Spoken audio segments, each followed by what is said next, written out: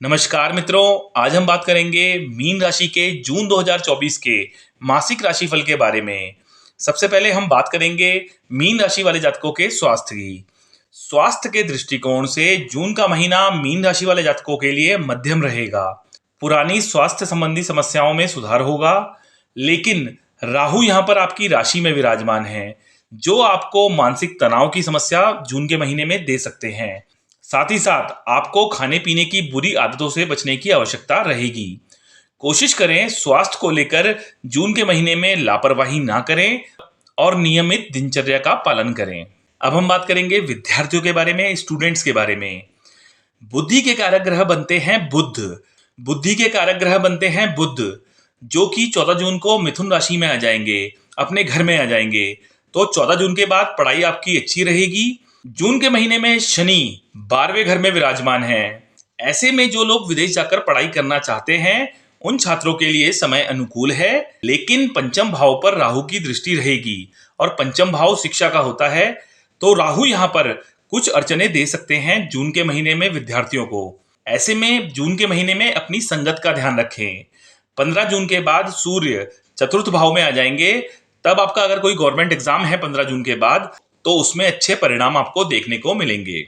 अब हम बात करेंगे प्रेम संबंध यानी लव रिलेशन के बारे में। पंचम भाव लव रिलेशन का होता है और राहु पहले भाव में बैठकर पंचम भाव को देख रहे हैं। और राहु क्या करते हैं? भ्रम की स्थिति पैदा करते हैं। तो जून के महीने में रिश्ते में किसी प्रकार की कोई मिसअंडरस्टैंडिंग ना हो, इस बात का ध्यान रखें। लेकिन जून के महीने में पार्टनर के करियर में कुछ बदलाव भी यहाँ पर देखने को मिल सकते हैं। अब हम बात करेंगे वैवाहिक जीवन यानी मैरिड लाइफ के बारे में। सप्तम भाव यानी 7th हाउस वैवाहिक जीवन का होता है और देवगुरु बृहस्पति तीसरे भाव में बैठकर अपनी 5वीं दृष्टि से सप्तम भाव को देख रहे हैं।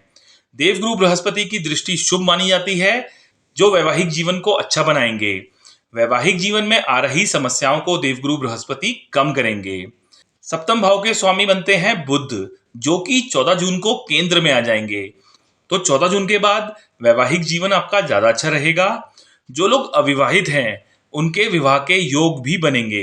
लेकिन जून के महीने में सप्तम भाव में केतु विराजमान होंगे और केतु क्या करते हैं? असंतुष्टि का भाव पैदा करते हैं।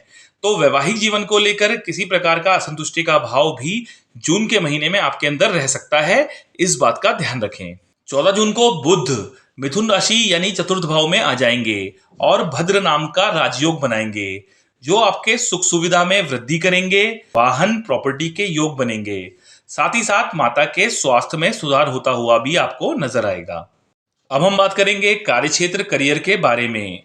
करियर के दृष्टिकोण से देखा जाए तो जून का महीना मीन राशि वाले जातकों के लिए मिले जुले परिणामों वाला रहेगा, क्योंकि 10th भाव यानी 10th हाउस करियर का होता है। उसके स्वामी बनते हैं देवगुरु बृहस्पति, जो कि तीसरे भाव में बैठे हैं। 15 जून से सूर्य और बुध की दृष्टि करियर के घर पर होगी, यानी 10th भाव पर होगी। जून के महीने में कार्यक्षेत्र में कोई इच्छा आपकी पूरी हो सकती है। आप अपनी कार्यक्षमता को बढ़ाने पर ध्यान देंगे। हालांकि जून के महीने में आपका मन काम में कम लगेगा, घूमने फिरने या अन्य चीजों की तरफ आपका ध्यान ज्यादा रहेगा। इस समय अवधि में कुछ नया सीखने का मौका भी आपको कार्यक्षेत्र में मिल सकता है। साथ ही साथ धन लाभ के योग बनेंगे। काम को लेकर कुछ बदलाव की स्थितियां भी जून के महीने में बनेंगी। जून के महीने में आपको एक बात पर ध्यान देने की आवश्यकता है। राहु आपके मान सम्मान के घर में बैठे हैं। ऐसे में कार्यक्षेत्र में कुछ शत्रु आपके एक्टिव रह सकते हैं। तो कोशिश करें किसी की बातों में ना आए और अपनी वाणी पर संयम रखें। अब हम बात करेंगे व्यापार के बारे में। सप्तम भाव व्यापार का डेली इनकम का होता है और सप्तम भाव पर देवगुरु बृहस्पति की शुभ दृष्टि पड़ रही है। ऐसे में व्यापार में धीरे धीरे ही सही ग्रोथ होती हुई आपको नजर आएगी। कोई नया काम भी आपको जून के महीने में मिल सकता है।